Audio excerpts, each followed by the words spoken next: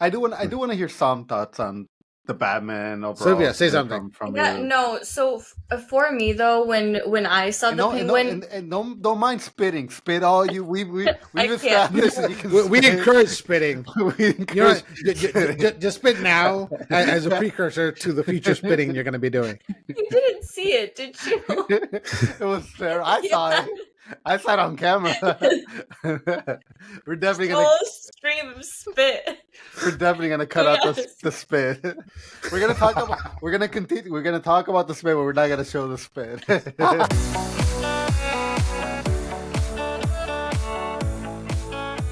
Welcome back, everyone, to Nerds, Geeks, and Gamers. As always, today with me I have Carlos. Hey everybody! I'm here today to be the Robin to Sylvia's Batman. So I'm happy. I don't know if I'm the Batman. He's also a little upset because he doesn't have his water. So these lips are very dry. oh god! And then we have Raul as well. Howdy.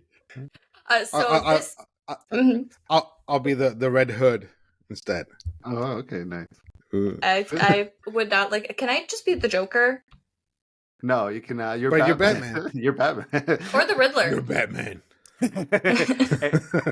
Everything that the Batman character portrays, you're giving those vibes right now to me. Oh, right now? Okay, Yeah. you got it. Yeah, trauma. Hey, don't put it out there. if there was a $50 Robert Pattinson lookalike, you would win that contest. You know what? I would. I'll take that compliment. You know, that's fine. But we are talking about two separate things this week. So we're talking about the Batman, which came out in 2022, and then we're talking about the Penguin, which is a series, I guess. And that came out this year, I believe, in 2024. So those are the two things that I don't know why my series is going off. I apologize. But those are the two kind of shows that we will be talking about this week. And I have to say it's a little strange because last week we recorded on Tuesday. So I haven't spoken to you guys for like over a week now. That's crazy, but yeah, it's just I feel like it's a while. We communicate, if anything, way too much. Oh my god! No such thing. But Carlos is done with that. I'm this close to getting kicked out of my house, but I'm holding it. Oh my gosh! Like, who are you texting all the time? My wife's theory is that Raul's not really in the group. It's a fake Raul account. You just see my name and then you see Raul liking everything. And every so often Ramon pops up. No, I don't just like everything. I do different reactions. Sometimes I do this one. I do the emojis. All kinds. Yeah. I even sometimes do the photo emojis. He does. Yeah, he does. Yeah. But before we get into the movies, then I'm going to try something a little bit different because typically we do a game at the end, and I still want to do the game at the end. But I want to tell you what the game is going to be. Oh, great. And see your guys' reactions. So this week, I asked both of you how much you know about superheroes, and both of you guys said you know superheroes very well. Correction, I said I knew superheroes like the back of Raul's hand, and I think you took that as I knew them very well, which I meant like I do not know Raul's back hand at all. Maybe now you will. You said hand. I thought you said head. No. Why would I? Oh my god. That explains a continued conversation after that. Oh my god. Wow. Okay. That makes more sense then. But Oh my god. the game itself is going to be guessing superheroes based on their browser history or what they would have in their browser history. Ooh. So we'll still do that at the end, and I do have them pulled up, so for the people that are watching on YouTube, they can kind of see the browser history that I will pull up for those people that are listening but not watching. I'll go ahead and read the prompts, but I just thought I would let you guys know what that game is. I talked to Ramon about it, and he gave me a thumbs up, so he said that was going to be a fun way to see how well you guys know your superheroes. Oh no. Great. Cool. I'm scared. So now, what have we all been watching? And I guess I'll start with you, Carlos, since you've just been itching to let us know. Actually, I'm so eager to talk about the Penguin and the Batman that I almost even suggested, like, let's not do this because No? I feel like there's just so much. But no, you know what? As we were talking, I mean, the one thing that I watched, which I'll credit to Raul. Raul, last week you mentioned that you were watching Injustice Part 3. What on The Justice League, the Crisis on Infinite Crisis on Earths. Crisis on Infinite Earths, which is it's an animated DC movie, Sylvia, and just to give you a little bit of history about the animated DC movies, when they They're awesome. started back in, like, let's say 2007, I didn't realize this right away, but all those movies, even though there was like 30 after that, they were all connected. They were all sharing the same universe. They were all the same Batman, the same Flash. It was a continuation, which made them like really, really special. But a couple of years ago, to my surprise, they decided to end it. They decided to end it with one of these like Dark Side movies, and I didn't know that was like the last one. And then and World yeah, like Awards the and stuff like that. Yeah. Apocalypse. So I didn't know that was gonna be the last one. So they just ended it, and I'm like, holy shit! Like, they set up the ending to be like a fresh start. And in these last 2 years, they tried to make new movies, but I wasn't grabbing onto them. So I think my theory is that they made these movies to give fans like a clear understanding that, like, hey, everything you guys saw for the past 20 years, we respect you. We're really happy that you guys enjoy them, but we really got to move on. So we're going to do a better, cleaner way of starting a brand new universe. So they did these three movies, part 1, part 2, part 3. And at first, the first 2 parts, I was so confused, like what was happening, like what was the whole point of this. But then now that I saw part 3, like I understood. I'm like, okay, this is just a way of them saying like the past 20 years you guys spend watching our movies, again, thank you, but going forward, this is what we're doing. This is what's going to happen. And starting now, we are going to start with a fresh new universe where you're going to be following like a new Batman, a new Wonder Woman. And I'm hoping that they continue with what they did with the last universe, where it's just like whatever animated movies come after each other, they all still relate to each other. Because to me, is what made them really special. I know people give Marvel a lot of credit for like, oh, it's a connected universe and they've done it so well. But honestly, even though DC in the live action fail, they succeeded in the animation world with these movies because they were so freaking special and so cool and so bloody. And they're so good. They were so good. So when people joke about like, oh, the DC extended that failed, what trash, they never got it off the ground. Well, guess what? They actually succeeded if you actually spend the time to watch the animated movies. Yeah. So that's another thing that I wanted to plug that I watched. Even though I didn't really enjoy the Infinite movies, bro, like these 3, because they were so weird. I do like the fact that like I understood why they did them, and at the end they did make it very clear what was happening. I would say that the first one was my favorite because it was so Flash centric, and Flash is my favorite DC hero. Agree. So that was all me. And I feel like it was lacking more Green Lantern because that's like my second favorite DC hero. But yeah, like I like all these.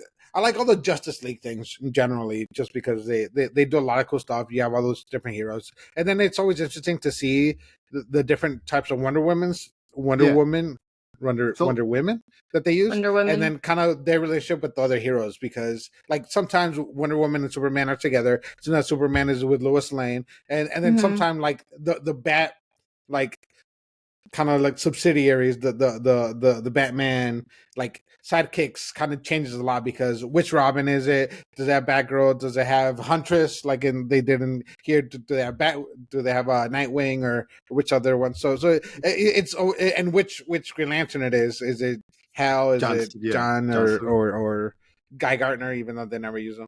Yeah. So a movie that came out last year, Sylvia, that only me and Raul watched was the Flash. It's a movie that me and Raul were the only ones that saw it in the movie theater, and we made an episode on it about how we actually sort of enjoyed it a little bit. But in that movie, towards the end of the movie, they try to give like homage to all these different DC properties, and it just didn't work. It was freaking trash. It looked terrible. Like, what were you guys thinking? It was so bad. It was like PS2 graphics. That's my one like negative thing about those movies. But with this one, with Infinite Earths Part 3, towards the end of that movie, you saw like a goodbye to the 1995 Batman. I was like, oh my God. You saw a goodbye to the Teen Titans, because again, they're trying to erase everything so they can start brand new. So it was kind of like, it was sad, because I'm like, oh shit, like this is legitimately them saying like, we're closing our doors for the Teen Titans. We're closing our doors for like the Batman 1995. Like, you know, I don't know if they'll ever actually to the old Justice League. To the old Justice League, which I always thought those were the old.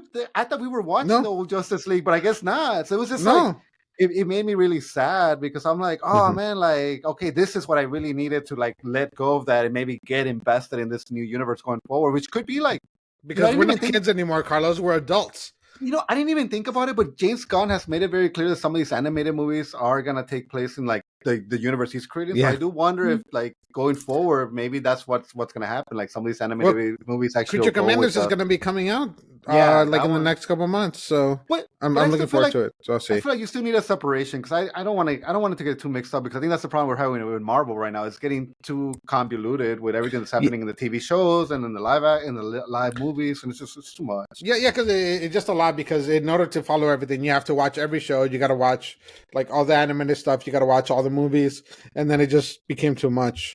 Yeah. So Sylvia, back to your question, if like me and Raul know superheroes, I think we know superheroes. a little bit. I can't wait. A little bit. Yeah. Okay. Who's going next? Was that the only thing you watched, Carlos? Or that was the only thing that I wanted to like clap on. We'll see. Yeah. Okay. I just didn't want to interrupt you. I saw that you. No, I'm telling you, this is a very. We should only talk like DC stuff. Now I feel so passionate about this like DC episode. Yeah. So, Raul, what did you watch? So I will bring up Agatha briefly, just because the season just ended, and that was interesting ending. But there's spoilers I won't talk about. But it was interesting, kind of. Just talk about the spoilers, man. Well, okay. So skip like 20-30 seconds. So Wiccan shows up, and then Agatha's a ghost. So I'm kind of interested how I'm interested to see what they do with magic now in this world, because you still have Doctor Strange and stuff like that. So I just want to see what they do, because Wiccan is still there. So I don't know if they're ever going to bring back his brother Tommy, but and then so that was interesting. It was okay. It was it's, I would say it's middle of the road for all the Marvel shows that there've been, or maybe just above the middle of the road. And then I saw because of you, I saw Rebel Ridge. And honestly, I really liked it. Like, I love how different the like protagonist was. It wasn't like John Wick going around shooting everybody and all the stuff. It was just really cool, like how they did it. So I'm a big fan, and isn't he like a perfect John Stewart? Isn't he gonna be like such a perfect John Stewart? Yes. So the perfect man. Yes, I didn't even think about that. Like until right now. Like perfect. Yes, perfect John Stewart. He's got my vote. And then I liked how like the antagonists of that movie, like how they didn't really make them all the villain. It was just like a couple of them. I don't know. I like the way that they did it. So that was cool. And then the cast was really good. And then I even like that like attorney lady, whatever. So that gets 2 thumbs up for me.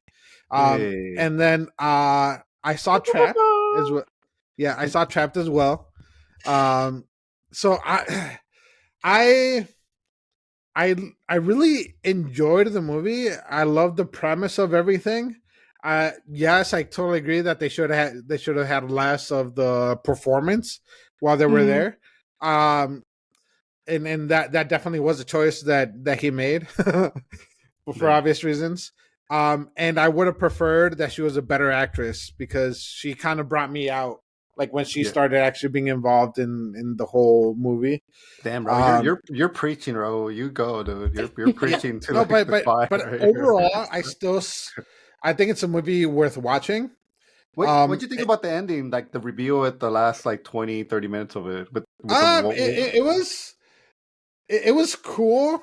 Because like you kind of keep it going, because it's like, oh, this is the end, and then it was like, oh, it's not the end, and like, oh, this is the end, oh, it's not the end. So I kind of like that whole thing. It did remind me of Dexter, reminded me of like a few different things.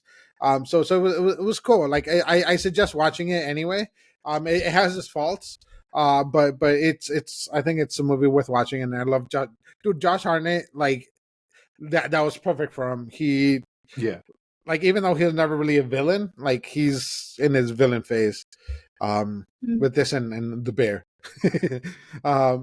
And then I honestly I'm gonna suggest that you guys watch Blue Box, the anime. It's a sports / romance anime. It's really cute, and it's kind of still sports, and it's an anime. The animation is awesome. It kind of reminds me of like the Susume and the other one, like that type of animation.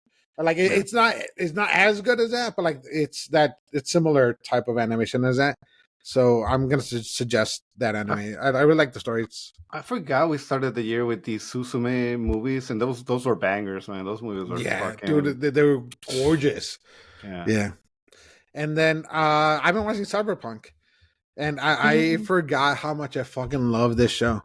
It is so fucking good. Yeah, we're gonna have to do that. So good. So we have to do an episode on it. Yeah, I'm declaring it now. We got to do an episode on it. And that's it. I think I watched one episode and I was hooked with Cyberpunk. I think I watched it through the whole weekend. Yeah. So I'm not done with it because I'm taking my time with it. I'm savoring it. I didn't watch it in 2x speed though. I watched a normal speed. Oh, nice. Did you watch it through the reflection of your monitor, or did you actually were like paying attention? No, I watched it on my big screen TV. Wow. I actually enjoyed it. I would sit down and really just watch it. Yeah. No, that's great. It's so good. What have you been watching, Sylvia? Honestly, this week not too much. What I have been watching just continuously throughout the weeks is High Potential, and I think I mentioned it before. It's the woman that is kind Always of like an Sunny investigator, girl. but she's not. Yep. So I watched that, and then I watched a movie that I didn't think that I was going to watch. I was meant to see Elevation with my friend Mike, but I failed on which movie theater we were meant to watch in. So we ended up just watching a random movie that was on at the time. It was called Weekend in Taipei. It was actually pretty good, considering we didn't actually know what it was about. But essentially, it's this American man that is a detective per se, or undercover agent. He is trying to bust some guy, and the woman that he falls in love with is obviously working for him. They end up having a kid type of thing. He doesn't know that he has a kid. He goes back over there to kind of bust him again, not realizing that he had a kid, and not realizing that his kid was the one that was giving him all of the tips as to what he was doing, for him to be able to kind of bust him at that point. And it was pretty action filled. I actually enjoyed it, surprisingly. It was a very good B movie. That's what I will say. Did you, before showing up in the movie theater, did you know this movie existed, or you just not at all. You not at saw all. it, you maybe looked it up and just took a chance with it? So we went in and we were meant to see a 6:15 movie, and I had got tickets to the wrong theater, so we had to go to the correct theater at that point, and that was the only movie that was on at 6:15. So we were like, why not? It's an action movie. We might as well just try it out. Oh, nice. Yeah, classic Sylvia for getting the wrong place. Okay, to be fair, I just want to preface, this city has 2 movie theaters, and both of the movie theaters are Imagines. So I was very confused, and that's on me, but it's like I work near like Oak Brook, Illinois, and the Oak Brook Mall has 2 AMCs, and they're like in the same mall. They're maybe 200 feet away from each other, but they're separate. Depending on which AMC you go get your tickets for, one of them is shit, and the other one is like brand fucking new. So it's just like, I could see that happening a lot in that mall. Really? It's so crazy, dude. It's so insane. Have 2 AMCs in Oak Brook? Because there was one, and it was just like shit in the wall, and then they built like an actual brand new one, but they all still kept the older one. So it's just kind of like, both are buying your tickets, Both are very pretty in that area. It's just one is more like old style movie theater, but it's very upscale. And then the other one is more of like your modern theater. Both of them are very, very nice, but they're on the same street and they're only 200 feet away from each other. Same thing. So that was my bad, but Hey, Michael, we feel your pain, man. We feel it. We've all been there with our. He wanted to go to the new movie theater, and he didn't want to go to the old school one because the newer one has like a nicer bar type of situation going on. So that's where he wanted to go. So I was just like, you know what, it's fine. We'll go there. But no, it's a pretty good movie. No, I'm looking it up, and it looks like the cast is good. It has it has Luke Evans, so that alone makes me kind of want to see it. He was in Judge Dredd, wasn't he? Luke Evans? No, I think he's more known for the Dracula movie, and I remember that. The Fast and the Furious. He was like the bad guy, and maybe because he was the brother to Jason Statham. Yeah, Jason Statham. Yeah. He was Gaston in Beauty and the Beast. Yeah. I would recommend it. It's honestly a good movie. It was like a solid B movie, like I said, but it was still a pretty good movie. Like, I enjoyed it. No, that's great, man. I wish we would go see more of these newer movies so we can give like an impression right away. We haven't done that since Mad Max, but yeah, like I'm glad that because now when I see that movie, I'll be tempted to watch it now that you've given it like a thumbs up. Yeah, it was pretty good. I enjoyed it. I was entertained the whole time. So if you have the time, I'll take my son to watch it.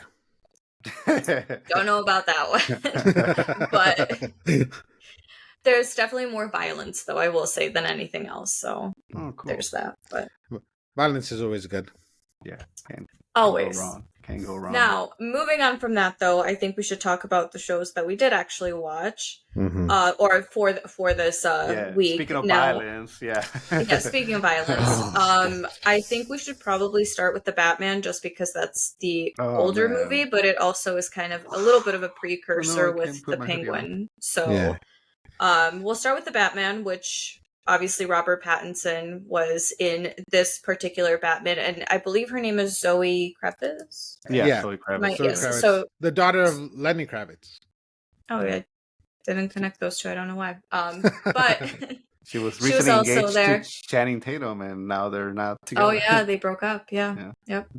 But she was Catwoman, which we'll kind of get more into, but essentially this movie is more so about the Riddler than any of the other kind of villains that we know of. We also have Barry, the guy from Saltburn, that was in there too. I just remember his little tidbits of being the prisoner with the Riddler talking to him, but it's supposed to be the Joker, but yeah, let's not talk about that because I do not like that take at all. Yeah, so I guess we'll just start off with our reviews here, and I know Carlos is kind of itching again to talk.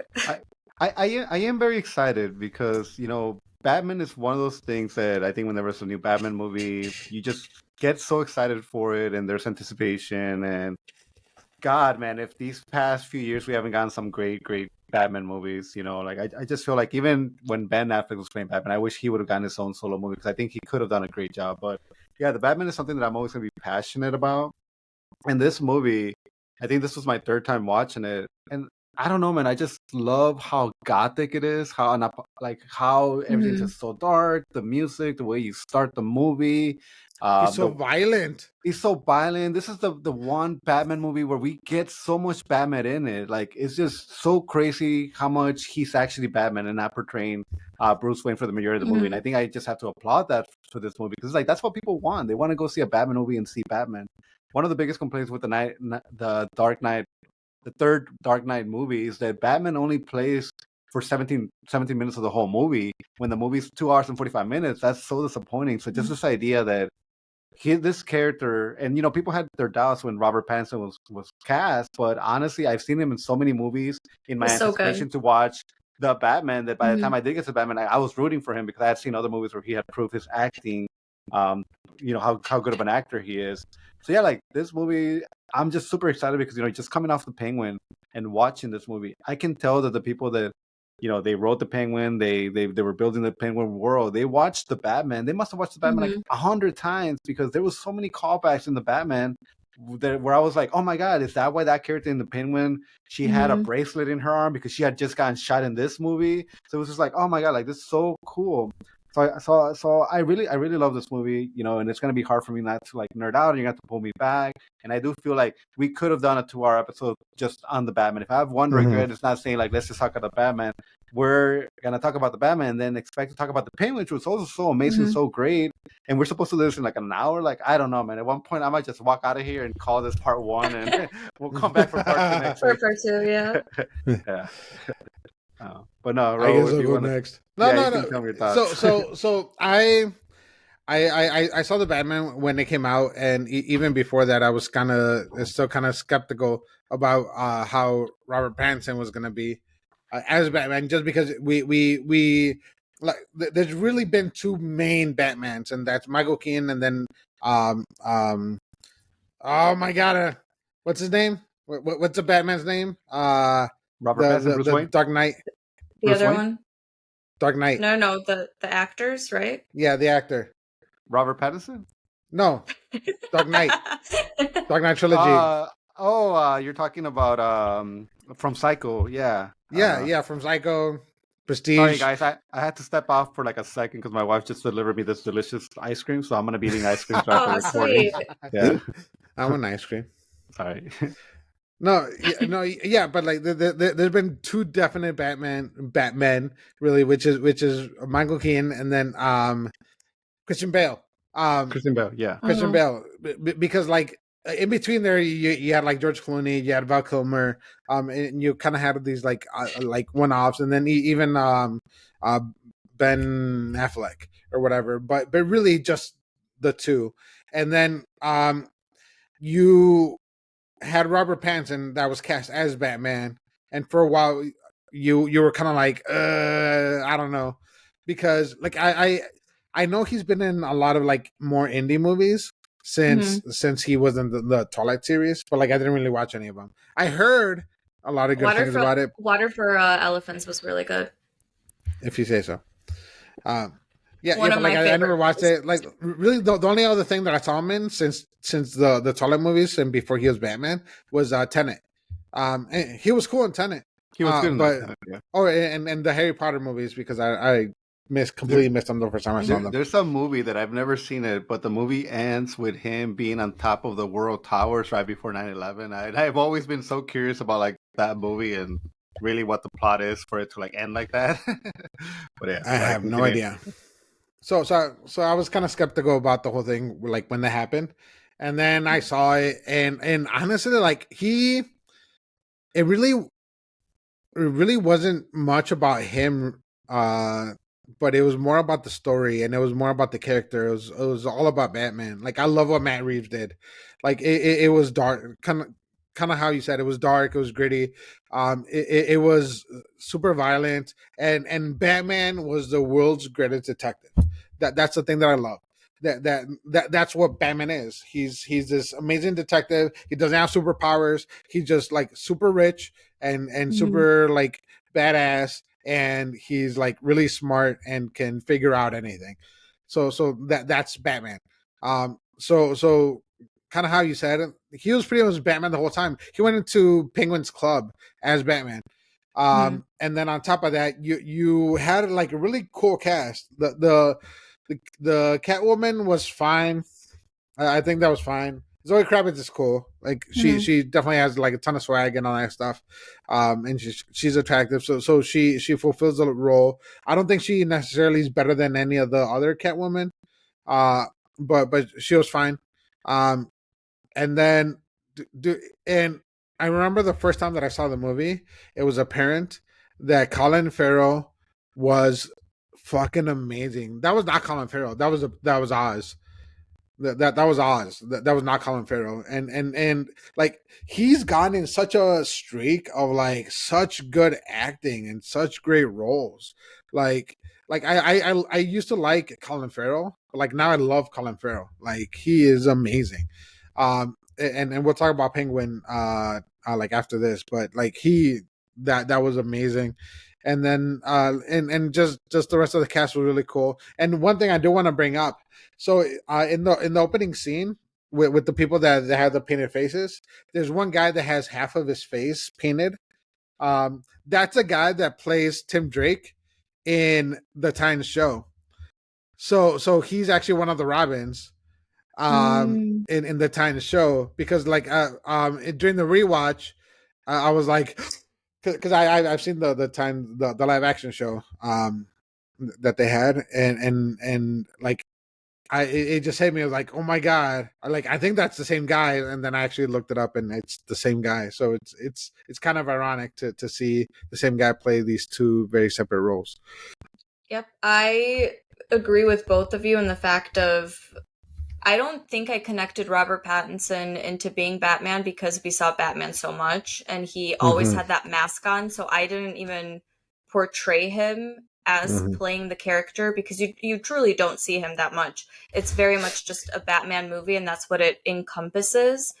But also the Riddler, though, to me, I for whatever reason, this probably was one of my first actual Batman movies that I truly saw. So for me, it's always been Joker or the Penguin that I've been more accustomed to. Yes, yep. But the Riddler, I haven't really known about too much. What about Jim Carrey's The Riddler? Did you ever see that? Yeah, no. so Jim Carrey, Batman Forever. Yeah, Jim Carrey played the Riddler in Batman Forever. So if you do want to see another a more accurate, I would say, portrayal of the Riddler, go and see that. It's not a bad. I know people think it's a joke, but honestly, there's some kind of there's something there. It kind of reminds me of like what Adam West's Riddler would be. Yeah. Yeah, I for whatever reason I knew of the Riddler, but I haven't watched anything with him. So seeing that portion of it and seeing a different villain, I guess, in a sense, that was the more entertaining part to me. And him being in the prison cell too, like I said, was entertaining. Yes, Carlos. No, Christopher Nolan, he tried to introduce the Riddler in his movies as well, but I guess it just didn't play out. And it was almost the same thing. It was like somebody that worked for Batman. I think he was an accountant, and he tried to blackmail him. And I think, first of all, I think that actor probably wouldn't have worked as the Riddler, but I think even Leonardo DiCaprio at a certain point was like, oh, he could play this Riddler. So that would have been cool to see a Christopher Nolan's The Riddler, because I think it would have been the same as this one, very playing games with you, leaving you all these fucking crazy puzzles, which again, I don't know if you associate it when you were watching the movie, Sylvia, but the portrayal of the Riddler, it's exactly like how you would imagine the Zodiac Killer. I think that's what they were trying to throw out there. They were trying for you to feel like this character is taking inspiration from the Zodiac Killer. Honestly, though, the actor did an amazing job. He was creepy enough to where it kept me watching. And it was realistic enough, too. Yeah, to where you thought, okay, it's kind of believable in a sense of how he's acting and reacting and all of that. So that's what kept me extremely entertained. But again, seeing the Penguin and then seeing the actual show, The Penguin, kind of encompassed it all together. I didn't realize they were going to use the same actor until I kind of started watching The Penguin, and then I put two and two together. But then even with Zoe Kravitz, fine Catwoman, like Raul kind of said. I did like Halle Berry more as Catwoman, but I think everyone kind of loved her more as Catwoman. Well, everyone likes Halle Berry, but Halle Berry's Catwoman it's known as one of the worst movies ever made. I loved it. No, it was one of my favorites. Oh my fucking god! That was one of my favorites. We need to lock you up and try to make me watch the rest of the Catwoman movies. I don't know. I loved her as Catwoman. Like, if you were to tell Michelle Pfeiffer, I think honestly Michelle Pfeiffer, Pfeiffer is the top of the ones, just because she portrayed the character, she portrayed it so well, and there's footage of her from 1992 of her actually working that whip. It's so fucking insane to think that was the actress doing what she was doing with the whip. So I don't know. It's just I would say Michelle Pfeiffer is my favorite Catwoman. Yeah, it's hard. It's so hard to just remove her from being your favorite, honestly. Yeah, and then you have Anne Hathaway too, and then Halle Berry is awesome, but her Catwoman was not awesome. It may have been because that was the first Catwoman that I saw too, so maybe it may just have sentiment, but. Regardless, Zoe did a great job, and I know we're not talking about the Penguin right now, but I did like the crossover that we kind of had with Selena in the Penguin. That's kind of, my little apparently Selena Kyle is half sisters with what's her name? Sophia, or was it? Yeah. Sophia? Yeah. I mean, I think they set the ground for that. Yeah. Well, because she got the letter. Yeah. Yeah. Yeah. Because even in the Batman, if you're watching, I mean, it's in case I already you right away, you know that's like her father towards the end of the movie. Mm-hmm. One of the reveals is that Which just makes you think for the next Batman movie, is she going to come back? Because she did leave, technically. So is she going to come back now that Sophia, well, once we get to the Penguin movie, but she could possibly come back for the next movie. So I have a question. And you might know this, you might not. So it's in the Penguin. So in the Penguin, they have a flashback, and they show Falcone as like when he was younger, but it's a completely different actor. Do you know what happened there? Yeah, no. So what happened is that the actual actor that was playing the Batman, at first there was rumors that he was doing something else and he couldn't come in. But then he actually did a statement, and he said that he didn't want to go back and play the role because he didn't like how much there was violence towards women. So that was his reasoning. And you know the actor's name. I know he's very famous. He's been in so many things, but he said he wasn't attracted to going back because there was just so much violence towards women, which is kind of weird because I watched the Batman. I'm like, well, it's right there, dude. It's not like when you watch the Batman and you see how much these women he was strangling. It's like, okay, they kind of set the ground in the Batman for your character to be this guy that's like not only running the monsters, not only being like the most powerful, but actually being the hangman because you're a murderer and this is your way of handling you know your whatever your kinks or whatever why he does it, I don't know, but yeah, that was the reason, bro. There was a statement from that. Okay, yeah, I didn't know about that, but yeah, it was interesting, and it was interesting to see who they cast in the Penguin to be him, because he's like the villain in everything. Okay. Shall we go into the Penguin? Are we gonna? No. My computer just froze for a second.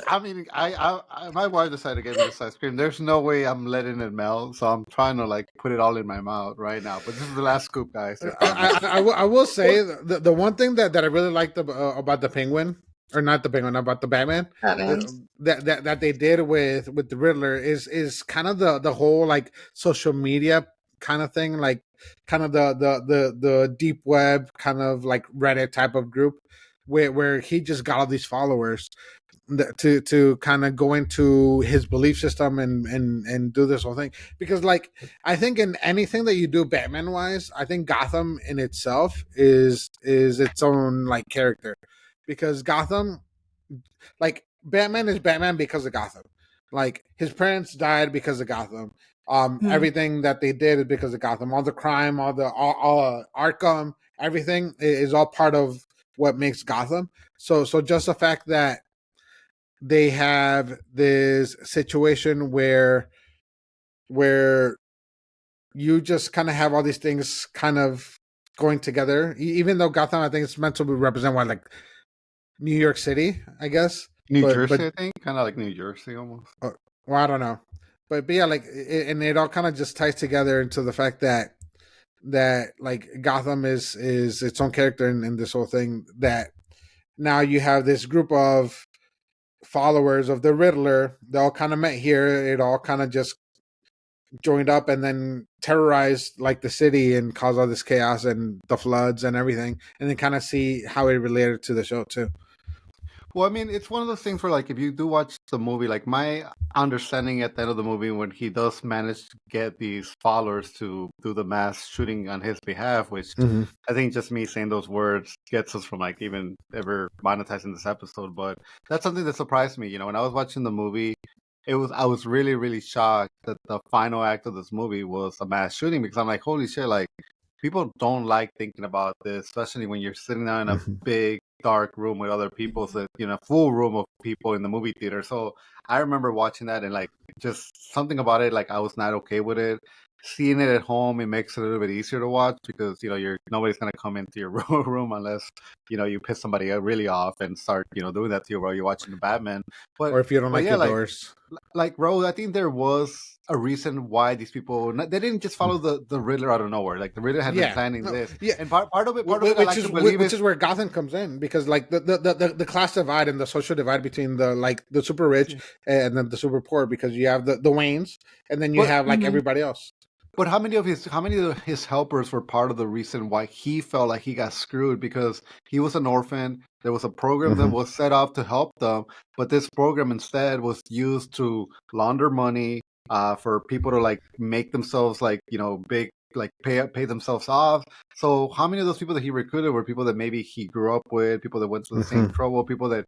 Because again, they're like he just told the story about like because it was like 500 or 1,000 people that he had on there. Well, he had 500 in the chat, but I think when whoever showed up, it was only like 20 or 30. Oh, but but it's enough. It was like highly devoted people, and that's kind of the part of the scary part is that like you had this group that was like really devoted to the cause, and in a way it's pretty realistic, because you have these like extreme groups like in whatever side you believe in or whatever, and they're willing to do like messed up things, like violent. They're willing to do violence. They're willing to do all these things for this cause that they bring up, and it's insane. But in a way, it's like realistic, and it's part of reality that we live in.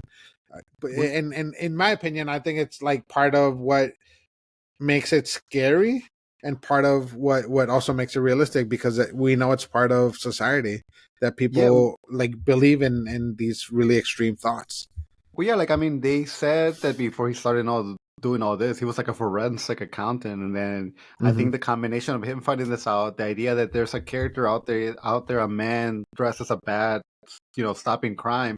Something that people always talk about is that Batman, Bruce Wayne dresses up as Batman to like stop crime, but I think in reality he ends up always being the inspiration for so many of these like worst things that come out of him trying to do good, because all of a sudden, like, because of him, he inspired the Riddler, and that's what happens. Like the Joker falls in love with him, because it's just like, oh my god, he sees this like this soul that he just feels like they're soulmates and they're meant to do like this infinite dance for the rest of their lives. So it's just kind of like this idea where a lot of people say like he could be doing much, much more if he would just spend his money as Bruce Wayne and dedicate himself to being Bruce Wayne and actually like helping Gotham by being Bruce Wayne. But instead he chooses, because he has this pain. And in this movie, something that they established was that he possibly could have a history of mental issues, because his mother, something that has never done before, his mother went through Arkham, and she was in and out of Arkham because she had all these mental problems. And I'm like, dude, that's awesome. The fact that I think even her last name was like Arkham. I think she was part of the Arkham family, and then she went through like these like health mental issues. It's like that also tells you that maybe the reason why this Bruce Wayne is so fucked up is because he himself also has these like mental issues. And just I don't know, man. I really love like that building of they did with him, because all my life I've always seen Bruce Wayne as a swagger, always has like banging all these women. He's just like playboy, and like now I'm just getting like this playboy philanthropist. Man, I'm just getting like this guy is like, fuck that countenance. Like I don't got shit time for that. Like I don't want to talk to no other. I'm emo freaking Batman. And I think in the second movie they are gonna change that, because I think that's what he learns in the first movie. He learns that he can't be vengeance because he's sending the wrong message out there. People are scared of him. People aren't hopeful at all. So it's like I feel like for the second movie, I do want to see a flip with the character. I don't want to see Robert Pattinson just like being mopey. I want to see him actually try to smile, actually try to like be charming, and like the man that he's supposed to be, like the Bruce Wayne that we all know. Like I kind of want to see that character change. No, but that's kind of the thing about Batman. We should let Sylvia talk too, because Sylvia, I know. I'll just say this. Sylvia, if you don't just come in here and start throwing punches, Sylvia, you're not gonna even get a word. You need to just come in and we're talking DC, so we're both passionate about these heroes. No, I love listening to it. So here's the thing about Batman though, like, and they always say this, that they're like, so Bruce Wayne is like, that's not his identity. His identity is Batman. Who Bruce Wayne is actually Batman, and then the mask is really Bruce Wayne, because of like everything that he went through and who he is. So that's part of what I really liked about the Batman, is that like he is who he is. Like he's Batman the whole time, and whenever he's not like in the whole suit, like he's still being Batman, like even without the mask, like with Alfred. He's mopey, he's depressed, he's being affected by everything that's gone on in his life. He has the guilt. He has everything that he has, and he wants to do that vengeance. He wants to do the good, but he's gonna do something illegal, being a vigilante. In order to do that, he's gonna take everything into his hands because because Gotham is Gotham. You have the corruption, the very heavy corruption. You have all these politicians. You have the police force. You have all these criminals. You have Arkham. You have all of these things kind of working against everything that he does. And even within his company, like in different iterations that you see about Batman and Wayne Enterprises, you kind of see a lot within the company that is kind of like perpetuating all the issues that Gotham has. So I really like the fact that in this movie they showed what you kind of expect from a Batman, like a real Batman movie. Is you have Bruce Wayne being full Bruce Wayne, which is the Batman, and then you see very little of the mask, which is what the world sees as Bruce Wayne. But now you can go, Sylvia. No, I think Carlos has an idea from what you just said. No, I mean, we're gonna continue this, but it's just like like I do just want to start off from like the beginning. Like something that's interesting in this movie is just like, again, you don't do the whole like, how did he become Batman? How did he train? Yes. If you want to know that, go watch The Dark Knight Rises, because to me that's like maybe to me the most perfect of all the Batman movies, because that one does make you believe how a billionaire could become like the world's greatest detective and become Batman. But yeah, like in this movie we don't get that, and we just get Batman. He's coming into like crime scenes, he's walking in along, passing all these cops. They can't touch him even though they know who he is. He technically should be arrested on the spot, but because he has what is the detective that's always with him? Jim. He has Jim with him, and he's like vouching. Yeah, Jim Gordon. He's vouching for him. He's like just being led into these crime scenes, and it's just so crazy for me, the idea that's like, you guys, the police themselves, should be stopping Batman, because at this point, Batman's just kind of like, again, a vigilant. He's not really should be doing what he should be doing, but no, they just let him in, let him walk out. There was the one part of the movie where they could have taken his mask off, and what do? They take him to the police station, and then they try to take it off. Dude, the moment he was knocked out, you take that mask off, and that's something that kind of bothers me a little. But it is really cool to see him like try to escape that situation. Him getting to the top of the building, you can tell he has a plan for this, but he's never done it, so he's a little bit scared. He's a little bit taken back, and then he like flies off with the jumpsuit. And honestly, that probably should have killed him. Just every time I watch it, I'm like, I don't know how he just doesn't. Well, like, with the squirrel suit. Yeah, but it's so crazy, man. Like I don't know. So that's why like you would think like Batman's like my favorite superhero, but it's not. But it's just like these movies inspire me because I think Matt Reeves just did such an incredible job. I think Christopher Nolan just did such an incredible job, and even Tim Burton, to give him credit. It's just like, there's a reason when somebody's making a Batman movie, like they will give you like a blank check. That it's just insane. Like something about like his bad guys, everything. Like when it was announced that he has the best villains. Yeah, when it was announced that the Penguin, the Riddler, even Selena, Catwoman were gonna be in this movie. Honestly, when people hear that, they're like, oh my god, that's not gonna work. You're throwing so many villains. How are you gonna give everybody the proper? How are you going to give everybody the proper time? It's kind of like the Spider-Man movies. Yeah, but and I think that's why. But this movie does it. It balances everybody so well that it's so crazy how incredible this movie is. And again, it's just because I think the director Matt Reeves, they have somebody that really knows what they're doing, And again, I know you're never going to see the Planet of the Apes movies, but if you wanted to see like his work, like just go watch the Planet of the Apes movie and you see how incredible he can be. Yeah. No, and kind of how everyone reacts to him is I think is one of the good things, or like one of the awesome things about this movie is because you can tell that he has his fans, that people are like cheering for him and want him to be the vigilante that they want him to be, to clean up Gotham. But then you have like the cops that are like, what you're doing is illegal. It's really bad, and we should be arresting you. But because this person that outranks me, like, invited you here, like, I can't do anything about it. So you see his supporters and his like opponents, or the people that know that, like, hey, I don't want you around. Like, I think you're a bad guy and you should be in jail. But they can't really do anything about it. So I kind of like how they had both, and kind of both in the same situation. So I don't know. I think it was a great depiction of Batman and Gotham and the villains.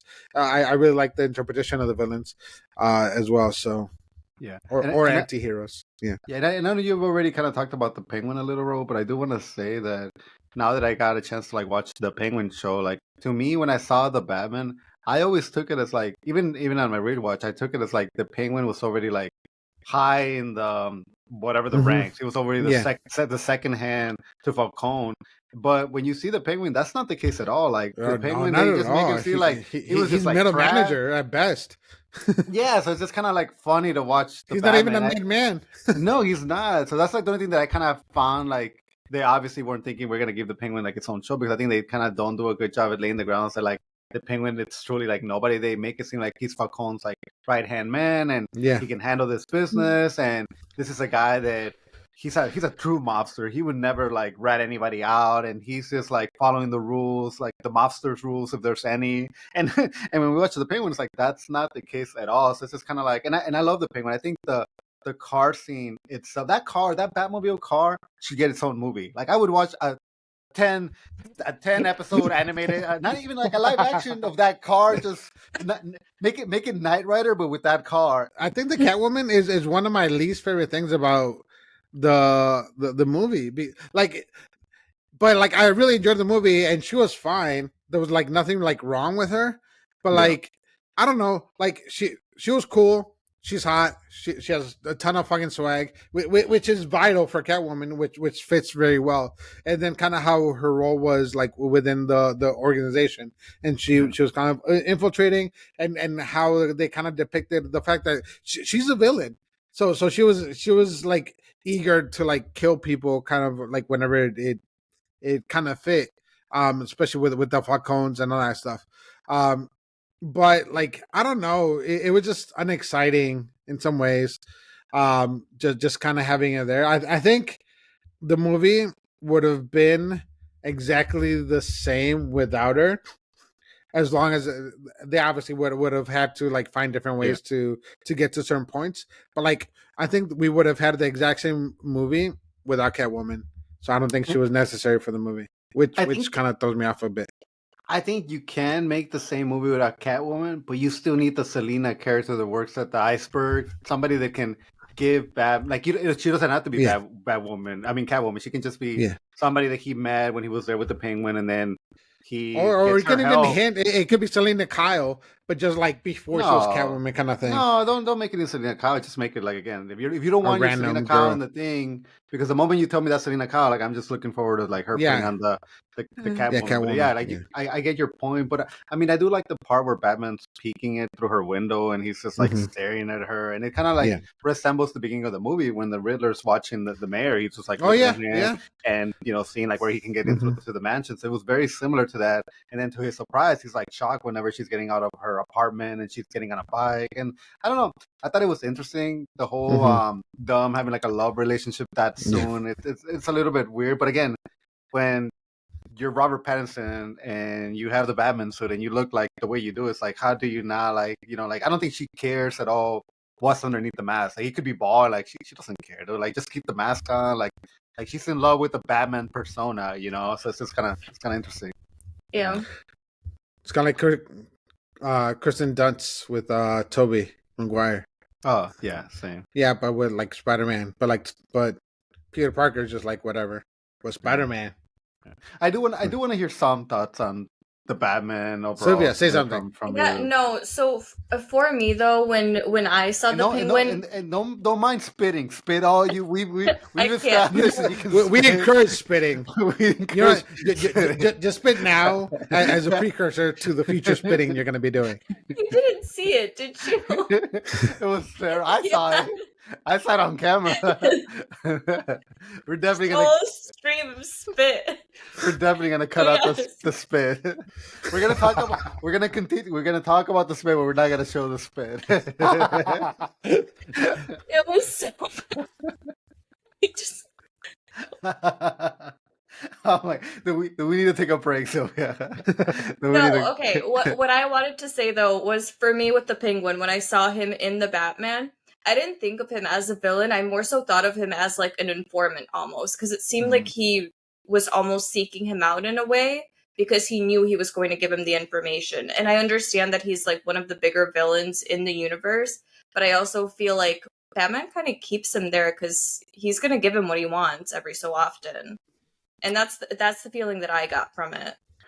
I mean, I think just like from my understanding, let's say in the cartoons or, what I've seen of the Penguin, like, yeah, I guess that's somebody that Batman always goes to beat up to get information from, even though, in this movie, he's like, a rat, I'm not a rat. But, clearly after we see the Penguin, we know that this dude will do anything, say anything to just get out of any situation. To anyone, yeah. Yeah. To anyone. For himself. He's all for himself. So yeah, he's a complete sleazebag. Yeah.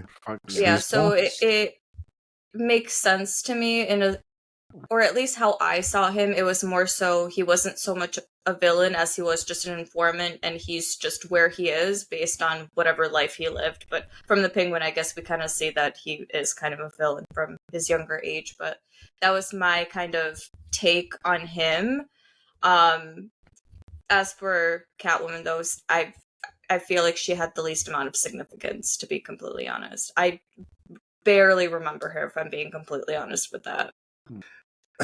So the first time that I saw the movie, like, I think I saw the clues differently than I did that second time, because the second time, like, they were so much more apparent to me.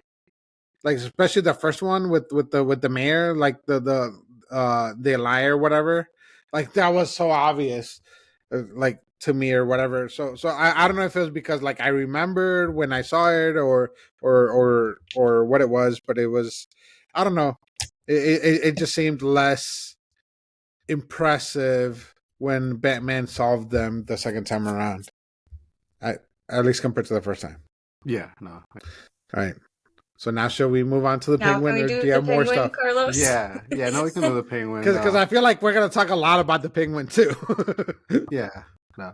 Because you keep saying no, and then you got into a car rant, and then I couldn't stop myself from laughing. And then a rant. I could continue to talk about the Batman, but yeah, no, we can move on. It has a lot, and it's a good movie. Yeah, so the Penguin in itself is kind of, it talks about the Penguin, or Oz, right? So it's about his life, and we see him kind of from his childhood to kind of how he became the person that he is, and the person that I believe we met kind of in the Batman movie. So we kind of see that progression of where he got to where he's at now. Yeah. Is there I don't think there's much else for a summary in regards to that without giving too many spoilers until we kind of get into it. So I will, because I had to look it up. So the Penguin takes place like 2 weeks after the Batman movie ends, like a week or two. So it's like right after. So the funeral that they're talking about Falcone is like the death that happens at the end of the Batman of Falcone.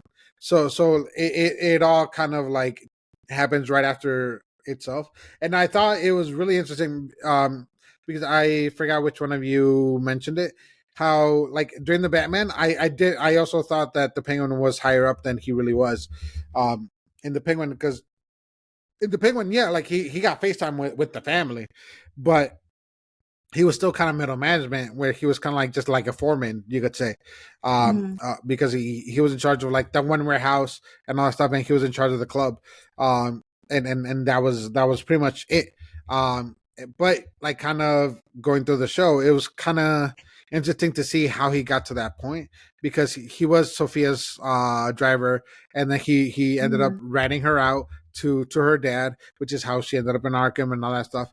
And then because of that, he ended up kind of getting promoted, but he's still kind of trying to grab for more. And then it was interesting. Dude, there's so much about the show. Like, it was like interesting to see his relationship with his mom, and how his mom kept kind of like encouraging him and kind of like pushing him to do even more with his life. And then later on, when you find out kind of what happened with him and his brothers, and then still seeing how she was, like, completely blew my mind.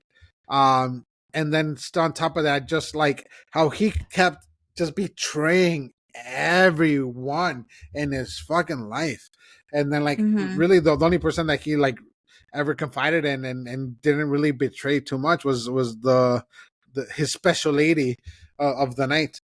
I think she's the only one that he really didn't even do, but he screwed everyone else over, like every single other person that he's ever met. He's screwed over. But I also did like how he kind of turned everybody against their boss. So I thought that was cool too. Yeah. I think that was like a good message that he had, and like in Yeah. the beginning of the Penguin, where you kind of not sure if you want to root for him, because again, most shows they're always trying to make the villains like you sympathize with them, and you want to be like, oh, I understand why they're doing that, and sometimes that's what makes like a good villain. But in this show, like, wait, maybe by the end you definitely 100% are not to want to root for the Penguin. But in the beginning, I did like this whole idea that he was saying about like, hey, you know, I've been overlooked my whole life. Nobody looks my way. Nobody even like, you know, cares to like know my name. So he has to take these approaches to situations or openings that he sees where he can kind of either by snitching on Sophia or by, you know, taking an opportunity by killing Falcone's son in the beginning. Like he's just doing all these things to like rise to power, which is almost like, yeah, if you have these ambitions and like nobody's looking at your way, but you know you're meant to do much, it's like how else do you get in a position of power without taking these risks? So like I don't know, man. I kind of like for the first like 6 episodes, I kind of was like on his side with this whole idea that like I've been overlooked my whole life, and unless I make these moves, like nobody's ever gonna like feed me or give my family anything. So it's just like I don't know. It's kind of like the right hand guy. He said when they went into his room after they caught him with the other Falcone, with his wife or whatever, and how he said that like Oz, you're like he told him that nobody takes him seriously, and that that he's fun in a poker game and he's like good entertainment, but no one actually sees him as somebody of worth or somebody of any type of substance or significance. So like that's exactly how everybody sees him, because nobody trusts him for a good reason, and like but everybody also underestimates him, which is how he's able to get away with all these things. And he's extremely lucky. But he also treats the right people the right way when he should, to his advantage, which is why like Victor and all these other people end up kind of doing what he wants, because he knows how to manipulate people and he knows exactly what to say at the right time to the right people when it has to be said. No. Yeah, I mean, the first episode was him, talking to the son, and then I believe he was making fun of him, and then he just shot him. Goes downstairs and he grabs this poor kid and forces him to help him, which just causes a whole kind of effect throughout the whole movie, which, spoiler alert, he ends up killing him at the very end out of nowhere. Victor, which was so heartbreaking, but I guess in a way it kind of made sense to a certain extent, because Victor is the only person that ever saw him weak in any way, shape, or form. He saw every single side of him. And I think at the point where he was at in his life, where he knew that now he can kind of lead in a sense, he had to get rid of that. He didn't want anybody that ever saw any type of weakness, and he just, ended him, which was so heartbreaking. He was such a sweet character too. And he trusted him. He always came back to him. Yeah. No, I expect... No, and I think on top of that too, I think it was a situation where he kind of saw himself in him, and he saw that Victor was a weakness for him. So that's another reason why he got rid of him, because he saw himself caring about this kid. So he like had to get rid of that weakness to kind of purge part of that out in order to kind of make himself have one less vulnerability out there. Which is so interesting, because I don't think he got rid of his brothers for that reason, because his brothers weren't his weakness. He got rid of his brothers because he wanted his mom to be happy, and they were in his way of being with his mom, essentially. And that's why he got rid of them. There was no weakness with that, but with Victor, it was something complete. That was almost like brotherly love, or I guess a closer relationship between the two. Yeah, no, I expected Victor to catch like a bullet like on the first episode towards the end, because I'm like, there's no way that he can let this kid that knows what he did, that could potentially come back alive. But you see that relationship build out throughout the whole show, and like, yeah, you're rooting for it. Honestly, I don't know how many people out there have watched The Sopranos, and a lot of people, when they're looking at the Penguin, they're also looking at Tony Soprano, because they just kind of, not only do they look the same way, but they kind of like have the same kind of like charisma when they walk into a room. But yeah, like like spoilers for The Sopranos, like Tony also does like something very horrible to a very loving character in that show. So like a lot of people that have watched The Sopranos, like watching the show, they were always making that like, I know how the Penguin's gonna end because I've seen it happen already in The Sopranos, and like sure enough, when it did happen on the final episode, like it didn't surprise me at all because I'm like, yeah, it's just like, sometimes when you're in this world and you got to do these things, and there's the argument of why he could have kept Victor because then he could have had somebody he could have trusted, but yeah, it's just like when you're one of Batman's villains, it's like there's a reason why Batman has like the best rogue gallery, because these enemies, there's just so much into them, and like not only is the Penguin, you just find out like this terrible adult man, you find out like since he was a child, like his mom, like after he did this horrible thing, his mom was like, he's the devil, like my son, there's something broken in him, and she wanted to like get this monster to like shoot him, but maybe because it's just like that motherly instinct of like maybe he'll change, or maybe just like right now in this moment I'm not seeing clearly, but I can fix him. That obviously would have been the right choice to do. As you can always fix them. I don't know about the Penguin, man. I think there is no, you can't fix a Penguin. Pretty much he didn't do anything to Eve, though. He didn't do anything to Eve, and that was his lover. Now his mom, maybe, but his mom lover. Yeah. Oh, that was fucking weird. That was so fucking weird. But I mean, like Eve knows about his like dark history now because Sofia. I'm gonna say gigante because clearly Hispanic, but gigante. How would you pronounce that? Gigante. Sofia Falcone, Gigante, whatever. Like clearly, because of her, she knows the reality of what Victor, what he's done, the lies that he's told, that the fact that some of her friends that she knew, like he kept the killer hidden, even though he knew who it was. So I feel like, yeah, she was left in this position where she just kind of still continue to like please him, and yeah, she's in this high power position, but like maybe if there is another season or more of a continuation, you see more from that character, and maybe she's just looking for an opening to like take him down. I don't know. Sophia or Oz, or who are you talking about? I'm talking about his lover, the lover. Eve. Oh, Eve. Got it. Yeah. Like I thought it was cool, kind of seeing this kind of perspective too, and.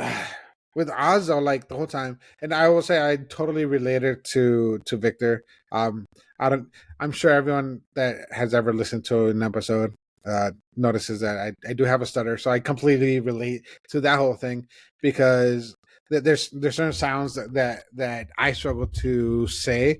So as somebody that's always kind of dealt with that, I find replacement words that don't start with the same sound. Yes, Carlos? When you told me that after knowing you for like 20 years, like I was shocked. I was like, what? So I will say no, I clearly never noticed that. Oh, I do. If you ever hear like a really long pause, it might look like I'm thinking, but it's because I'm trying to think of a replacement word because I can't say the word that I really wanted to say. But it's those sounds kind of shifted throughout my life. But yeah, with him, like I totally related to him, and it was also interesting because I also saw the show the Runaways. It was a Marvel show on Hulu, where he was in that show, and they all kind of had different powers and all that stuff. So I kind of already knew of him, of the actor, and see him in this role. It was really cool, and I don't know why I just kind of got like a weird like Batman Robin vibe between Oz and Victor, because he was kind of like his like mentee or whatever they was training up, but like in a weird Oz way instead of the weird Batman way. But because he was his sidekick, he was his driver, he was teaching him the ropes, and he was training him to be like the next Oz. Or the next Penguin or whatever. So I don't know. I kind of find that kind of relation between the two.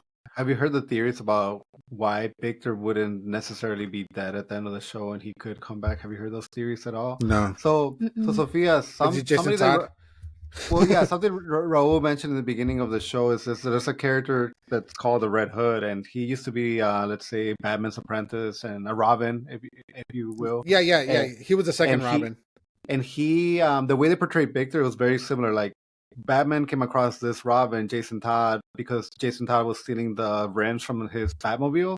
So kind of the same thing. Like in this case, you got Victor trying to steal the rims from the Penguin, and then you have this relationship of a partnership.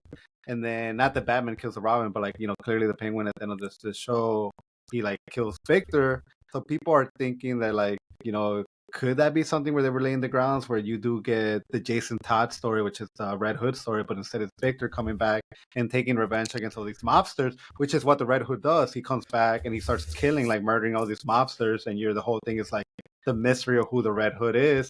And kind of sucks because you really can't surprise fans with the Red. They've tried before. They tried with the Arkham games. They tried like doing the whole Jason Todd, but it's really hard to like surprise fans.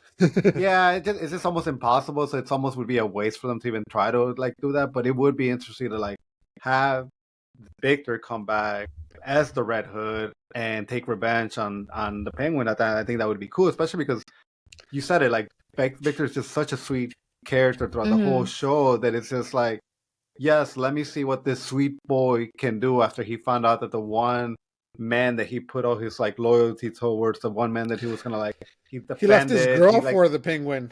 Yeah, like let me see how that looks like, because I would love to see how that could come back and bite the Penguin of like, hey, you know, like your brothers obviously died and they never could take revenge against you, but like here I am now. But yeah, I think there's a lot still that you can be done with like it just broke my heart, that whole scene, because even in the restaurant scene he tells him to like, it's okay, take your time, you can talk through it type of thing, and then don't interrupt him, don't do that or whatever. And then you see at the end that's what he does to him. It was just heartbreaking. Yeah Dude, because like I'm sure Victor's never really had anybody stand up for him in the same way that the Penguin did, and the Penguin, like you could tell that everything that he was doing was trying to build up Victor, and it was totally apparent that he saw him as a mentee and he was kind of bringing him up, and then he kind of just kept pushing him to be better, but better in the way that he was better.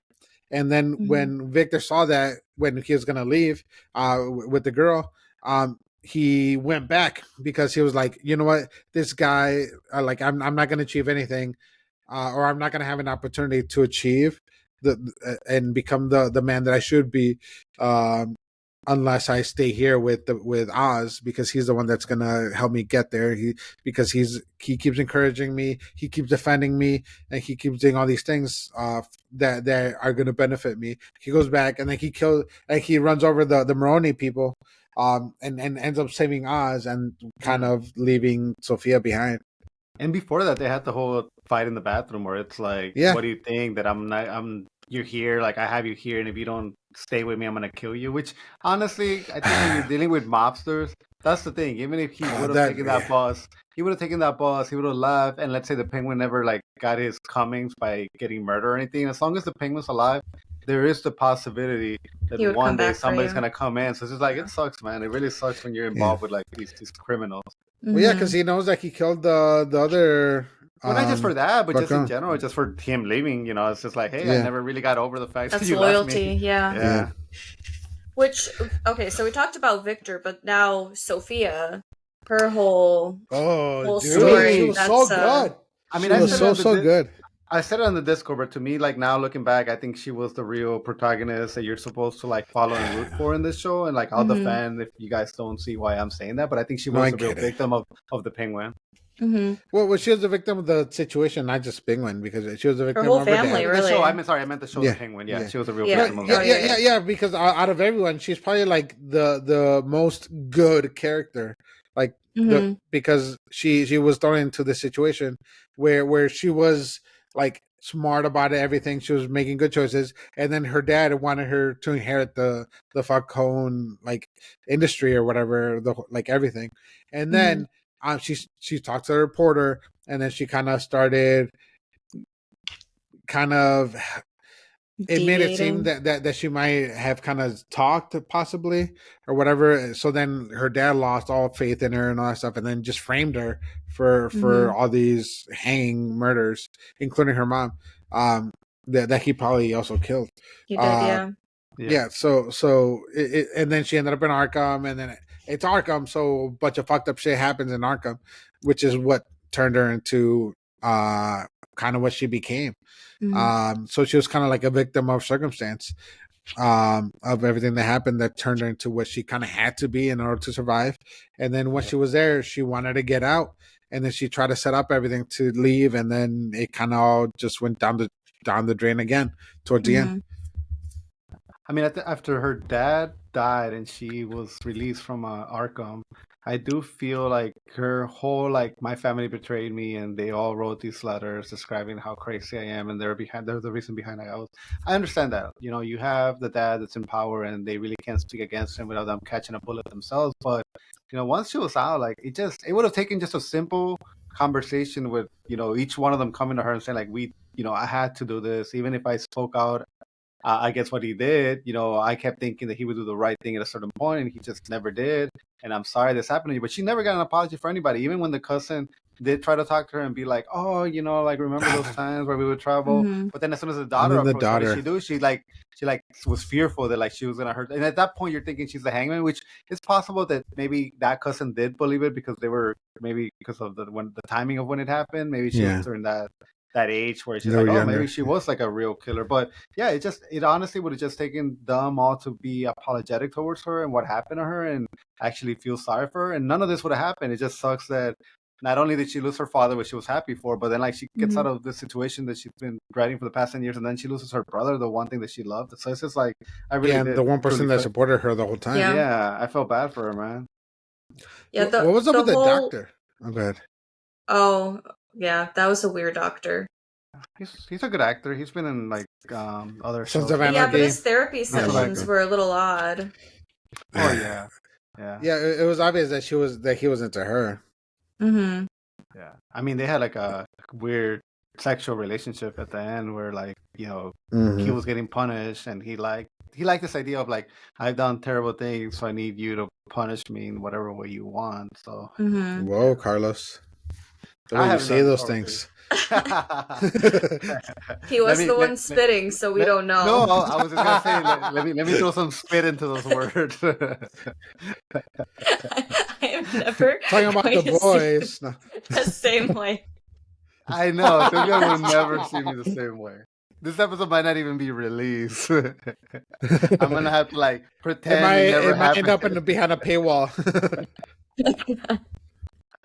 Oh my god. I will say I did root for her in the episode where she just gassed everyone from her family. Like, good for her. Oh god, yes. Yeah. They all deserved it at that point. None of them apologized to her, like you said, Carlos, and every single one of them, they were scared of her versus actually wanting to understand what she went through. They all kind of acted like it didn't happen, and they were waiting for her to screw up. And she was just totally fine with it. She acted like nothing was bothering her, and then she just did it. And she didn't kill the kid, so. Well, when she confronted them in the table, that to me was like an epic moment where she's like, this dude next to me, he's killed more people than me, and you guys are, like, scared of me. Like, what is your freaking problem? Yeah. And the only person she really killed was the one in the prison, right? When they basically told her to.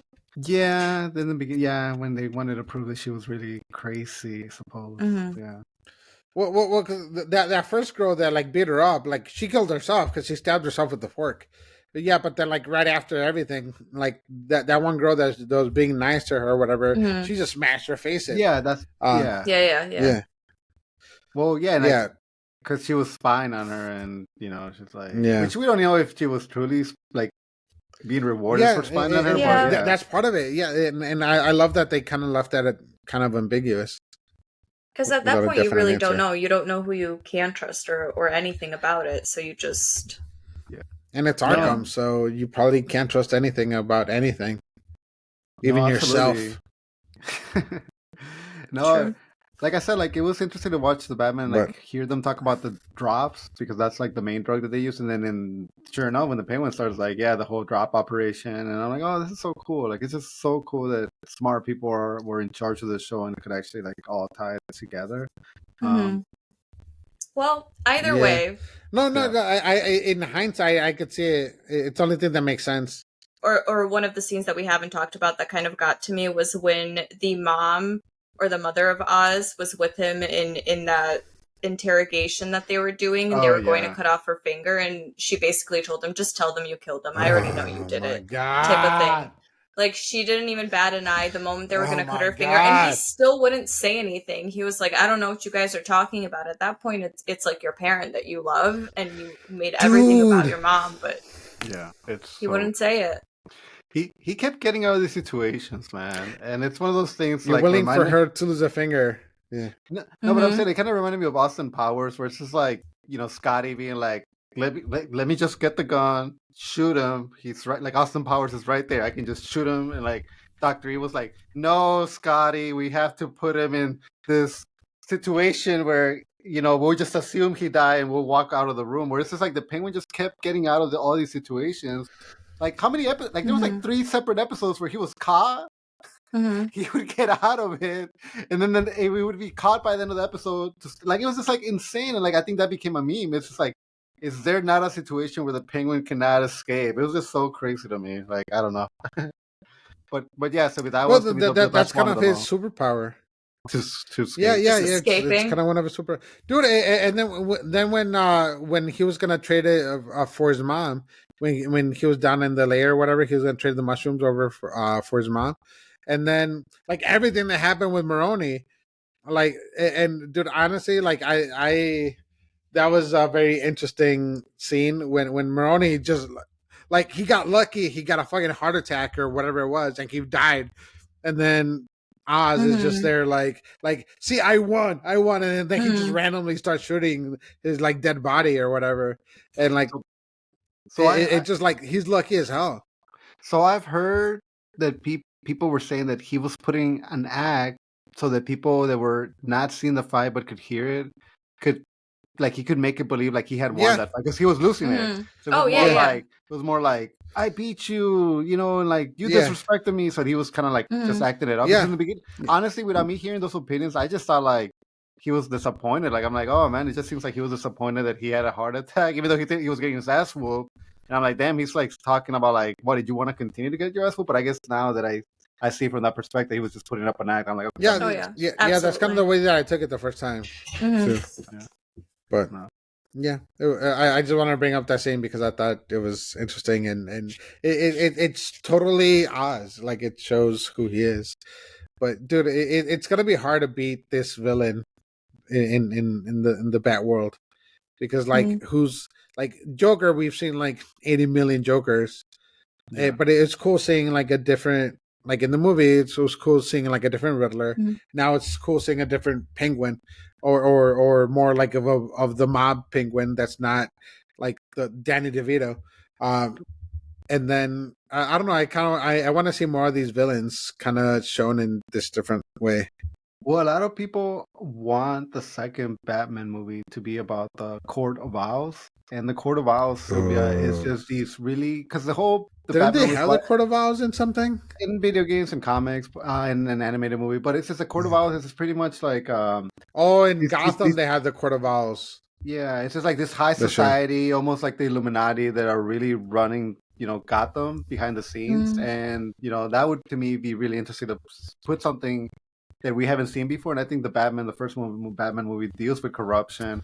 So why not expand on that by, making it seem like, there's these really rich people, and, Bruce Wayne's dad could have been part of it, Thomas Wayne, but it's just like, show me the Court of Owls and let me see what you can do with that. Even if you throw in some other bad guys in there.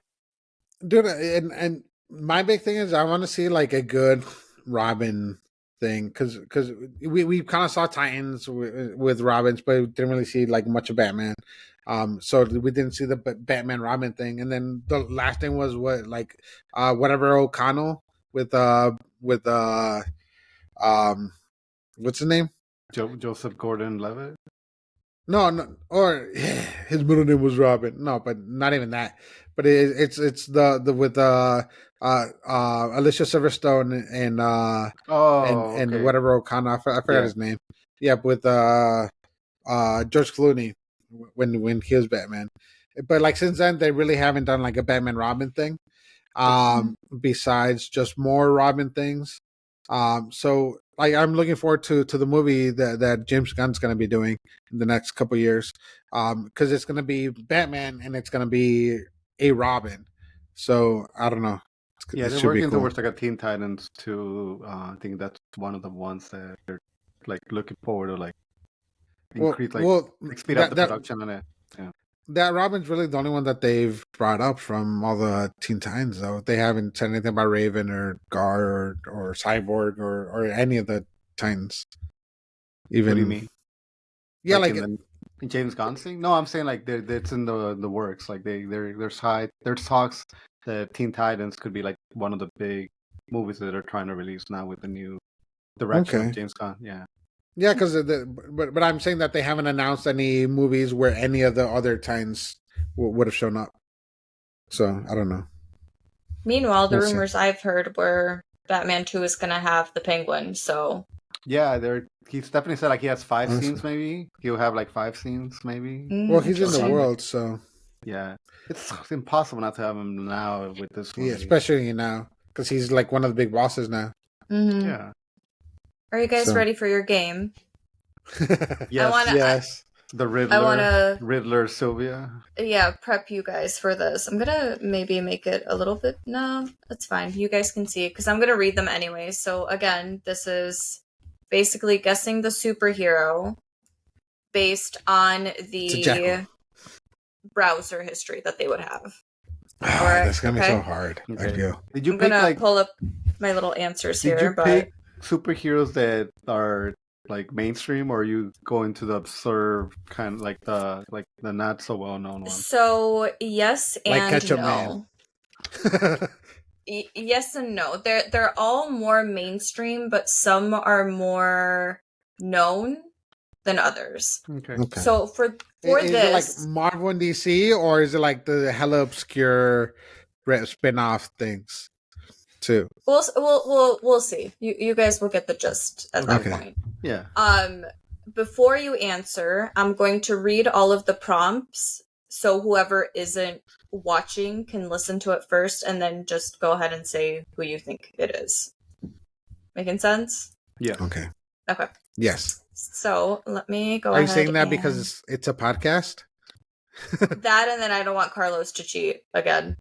Wait, how would I cheat? Tell me how I could cheat.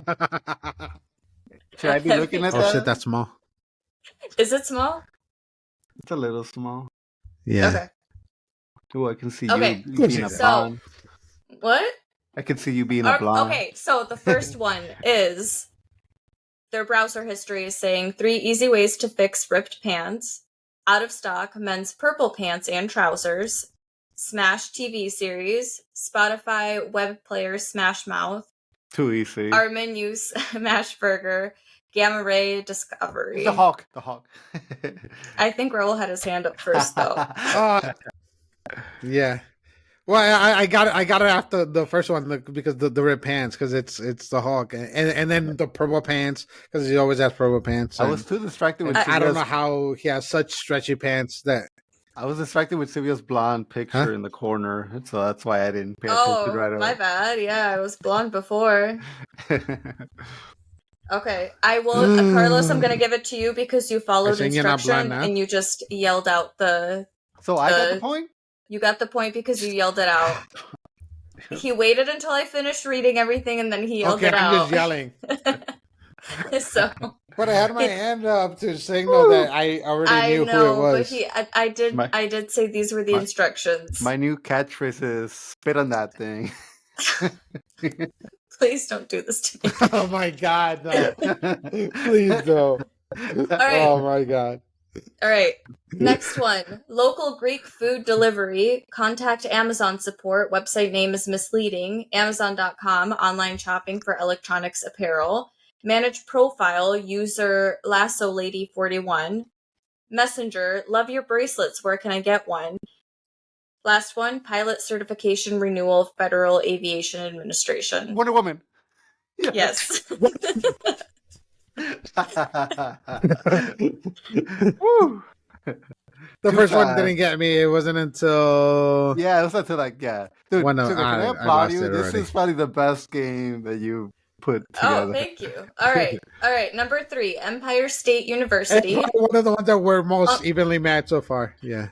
Uncle Ben's Rice Products, Too Daily easy. Bugle Breaking Oh my News, God. Gwen Stacy Profile, MJ Watson Profile, Harry O, That Green Guy Twitter, Mr. Sandman by the Chordettes, Metro Lyrics. Spider-Man. Who's Spider-Man? Peter Parker. You gotta speed up. Carlos has gotten all three. What? Yeah, I got all three. He says them first. All right. Petco, place your order. Petco, add to cart. Fresh Step unscented litter. Petco, add to cart. Scratching post. Petco, add to cart. Red feather teaser toys. Add to cart. Fermenter shedding brush. Meow mix. And Petco store locations near Gotham. Catwoman. Yes. Catwoman. I'm just gonna start saying it right before you finish. I love watching Carlos's little bounce that he's ready for it. Burning sensation on scalp, motor repair, repairing a clutch, flame retardant jackets, replying to Emmy Pishko at hell.org, read message from that person, and Nicolas Cage filmography. Ghost Rider. Woo! Yes. Oh no! I was going Human Torch, right, and then I saw Mephisto, and then I was like, "Oh shit, that's not him." And then Nicolas Cage, and yeah, you definitely just won that one. Ice Age, cryogenics, compose a message. All right, everyone, chill. D.Grayson at Wayne.biz, stay cool, bird boy. Refrigerator, product registration. Cold Stone Creamery, locations near you. Mr. Freeze. Woo! Yes. Mr. Freeze. Woo! All right. Weather app, weather.com, radar map, Salem Center, New York. Our forecast, Salem Center, New York. National and local weather. T'Challa at panther.org. Pick up milk on your way home. Charles at xavieracademy.edu. Leadership training. Twister, Netflix, Sing It in the Rain, Netflix. Storm. Woo! Yes. I'm gonna wake up my wife for this game.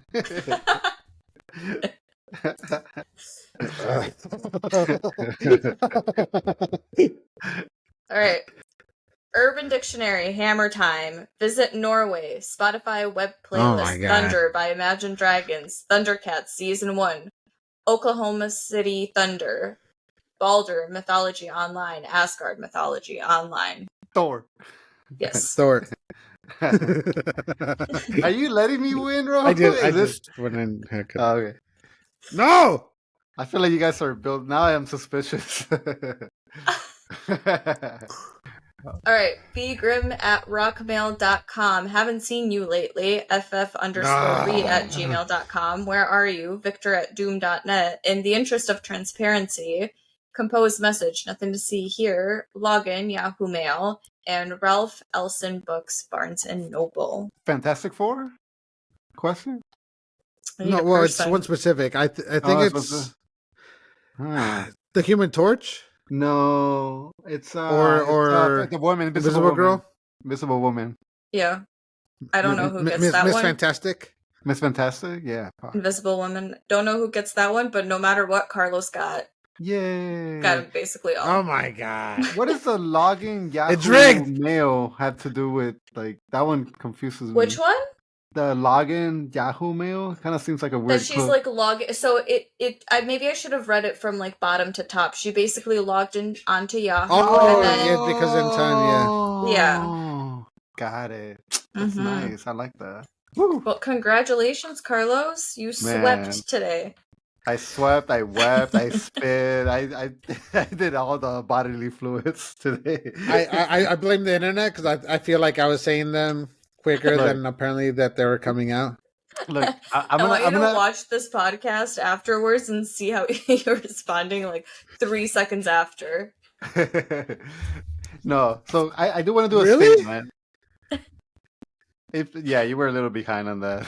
Go. A little bit worrisome, actually. So I want to release a statement.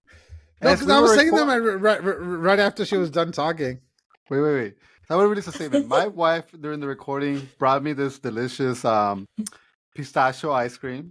So So I didn't expect her to bring it to me during the recording. So I started eating it. And this ice cream, the reason why I asked for pistachios because they will throw actual pistachios in the ice cream. So when I was done with it, when you eat pistachios, I had a lot of leftovers in my mouth. And and it just kept bothering me. So I would try to make saliva more in my mouth so I could swallow the residue of eating the pistachios. So I think when I was talking, there was just way too much saliva in my mouth. So that's the reason why, Sylvia, I apologize. I never meant for you to see me in that way before. Okay. Just all went out to one side. It was terrible. And then you were revving like the car.